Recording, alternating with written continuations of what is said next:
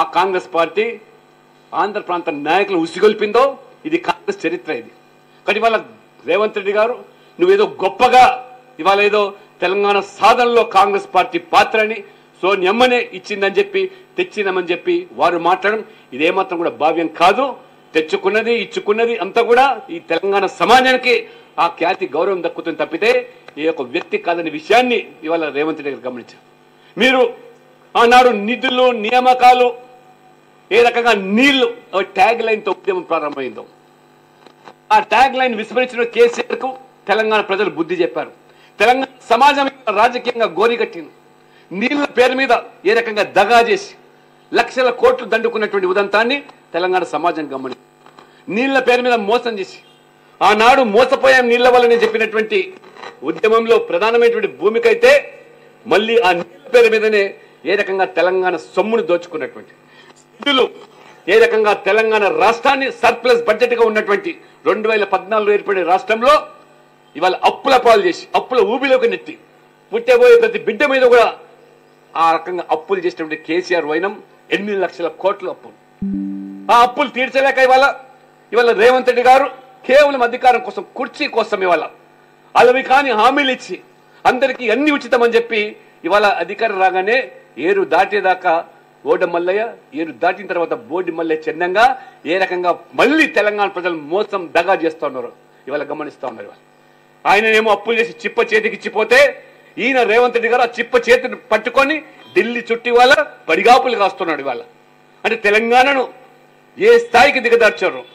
తెలంగాణ వస్తే గుజరాత్ తరహా ఇవాళ అభివృద్ధి చెందిన రాష్ట్రంగా తీర్చిదిద్దేటువంటి అన్ని అవకాశాలు వనరులు ఉన్నప్పటికీ కేవలం మీ స్వార్థపూరితమైన రాజకీయాల కోసం ఇవాళ తెలంగాణ అప్పుల ఊబిలోకి నెట్టినట్టు.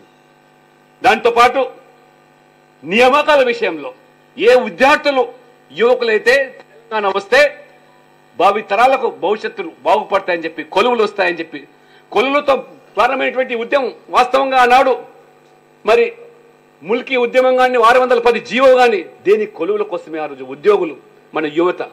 అటువంటి నియామకాల విషయంలో కేసీఆర్ గారు ఏ రకంగా మోసం చేసి దగా చేస్తే నియామకాల పేరు మీద పబ్లిక్ సర్వీస్ కమిషన్ ద్వారా ప్రశ్నాపత్రాల లీకేజీల పేరు మీద జీవితాలు బుగ్గిపాలు చేసినటువంటి యువత జీవితాలు బుగ్గిపాలు చేసినటువంటి కేసీఆర్ కు మొత్తం సమాజం కర్రు గాల్చి వాత పెట్టింది ప్రజాస్వామికంగా.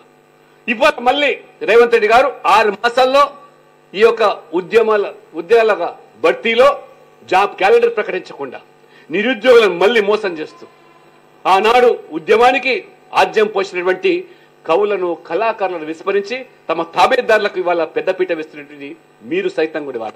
అందుకనే ఇవాళ మీరు కేవలం కాలం వెలిబుచ్చుతున్నారు, వాయిదాలు వేస్తా ఉన్నారు. ఇవాళ కాళేశ్వరంలో జరిగిన అవినీతి విషయంలో కానివ్వండి లేదా ఇవాళ ధరణి పేరు మీద జరిగినటువంటి మరి ఈ రకంగా పేదల భూములు కానివ్వండి అసైన్ భూములు కానివ్వండి ఈ సమాజంలో ఉన్నటువంటి తెలంగాణలో ఉన్నటువంటి బడుగు బలహీన వర్గాలు దళితుల యొక్క భూములు గత ప్రభుత్వం బలవంతంగా లాక్కొని పెద్దలకు అప్పజెపితే దాన్ని ఇవాళ కనీసం ఇవాళ రేవంత్ రెడ్డి గారు దాని మీద ఇవాళ మాట వరుస కూడా వారికి న్యాయం చేయకుండా అసైన్ భూములన్నీ కూడా దేవాదాయ శాఖల భూములన్నీ కూడా పెట్టుబడిదారులకు పెత్తందాలకు అప్పగించి ఏ రకమైనటువంటి ఇవాళ మీరు మాట్లాడుతున్న తెలంగాణ విషయం మీరు ఇచ్చేటువంటి కాంట్రాక్టులు కానివ్వండి మీరు ఇచ్చేటువంటి పదవులు కానివ్వండి అధికారులను కానీ తెలంగాణ విస్మరించి తెలంగాణ వాదాన్ని తుంగలో తొక్కి ఎవరికి ఇవాళ కట్టబెడుతున్నారో మొత్తం తెలంగాణ సమాజం ఇవాళ గమనిస్తూ ఉన్నది ఇవాళ.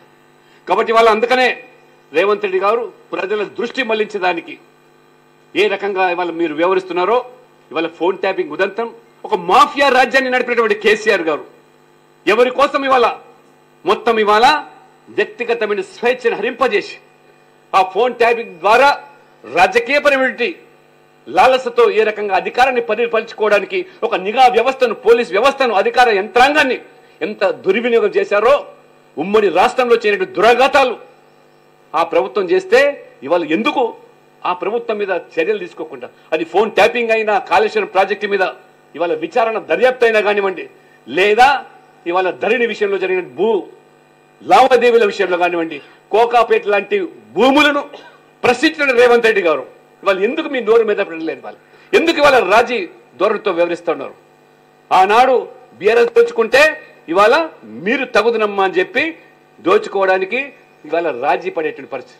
ఫోన్ ట్యాపింగ్ విషయంలో స్వయంగా నువ్వు చెప్పావు ఆ ఫోన్ ట్యాంపింగ్ బాధితుడు నేను.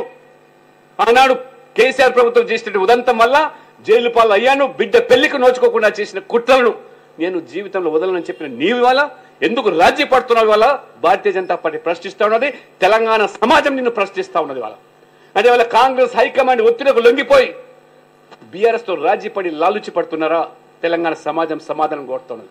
లేనట్లయితే ఇవాళ ఆ ఫోన్ ట్యాపింగ్ ఉదంతం ద్వారా చాలా స్పష్టంగా ఎవరైతే వాళ్ళ దోషులుగా నిర్ధారింపబడుతున్నారో వాళ్ళ వాగ్మూలంలో స్పష్టంగా కేసీఆర్ లేదా పెద్ద అయిన మరి ఆదేశాల మేరకే జరిపినామని చెప్పినప్పటికీ ఆ సూత్రధారులు ఎందుకు ఇవాళ వెలుగులోకి చర్యలు తీసుకుంటలేరని, కనీసం సిబిఐ ఎంక్వైరీ ఎందుకు ఇవాళ మీరు ఆదేశిస్తారని ప్రశ్నిస్తూ ఉంటే ఢిల్లీ నుంచి మీకు ఆదేశాలు రాకపోవడమైన కారణం అని చెప్పి వాళ్ళ తెలంగాణ సమాజం కోరుతున్నాం.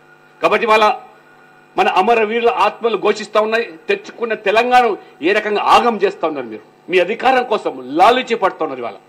ఇవాళ అనేక మంది సమాజంలో మహిళలు, అడ్వకేట్లు, డాక్టర్లు ఉద్యమానికి ఏ రకంగా ఊపు తీసుకొచ్చారో మరి ఒకసారి ఆ చరిత్రను మనం ఆ రకంగా మరి ఈరోజు స్మరించుకుంటూ మళ్ళీ భావి తరాలకు ఇవాళ నరేంద్ర మోడీ గారు ఏ రకంగా దేశవ్యాప్తంగా కూడా అన్ని రాష్ట్రాల పట్ల ఒక సమన్యాయాన్ని కల్పించాలని, తెలంగాణ కూడా పెద్ద ఎత్తున నిధులు కల్పించి అభివృద్ధికి చేదోడు వాదోడుగా ఉంటూ ఇవాళ మోదీ నాయకత్వంలో తెలంగాణ కూడా అన్ని రంగాల్లో ఒకవైపు నేషనల్ హైవేస్ కానీ, రైల్వేస్ కానీ, లేదా గ్రామీణ ప్రాంతాల్లో రోడ్వేస్ కానీ, తెలంగాణలో రామగుండం ఎరువుల కర్మాగారం పునరుద్ధరింప చేయడం కానివ్వండి, all India institute of medical science ఒక ఆసుపత్రి కానీ, అదే రకంగా ఆదివాసుల పేరు మీద గిరిజనుల కోసం ప్రత్యేకంగా సమ్మక్క సారలక్క ఒక విశ్వవిద్యాలయం స్థాపించడం, ఈ రకమైనటువంటి సామాజిక న్యాయం తెలంగాణలో కూడా జరగాలనేటువంటి ఒక సంకల్పంతో మోదీ గారు పనిచేస్తూ ఉంటే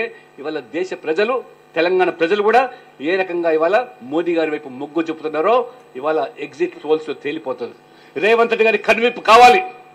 లేనట్లయితే మీరు ఇచ్చిన మాట నిలబెట్టుకోకపోతే ఖచ్చితంగా మరి భవిష్యత్తు తెలంగాణలో భారతీయ జనతా పార్టీ. కాబట్టి ఉద్యమకారుల కుటుంబాలను అందరిని గౌరవిస్తూ కవులను, కళాకారులను కూడా వారికి కూడా ఈ పాలనలో భాగస్వామ్యం చేస్తూ ఈ అందరి తెలంగాణగా మార్చే దిశలో ముందుకొస్తున్న బీజేపీని తెలంగాణ సమాజం కూడా పెద్ద ఎత్తున ఆదరిస్తున్నారు. కాబట్టి ఇవాళ భారతీయ జనతా పార్టీ సవాల్ చేస్తూ ఖర్చుకోమని చెప్తున్నాను రేవంత్ రెడ్డి గారికి. నువ్వు ఇచ్చిన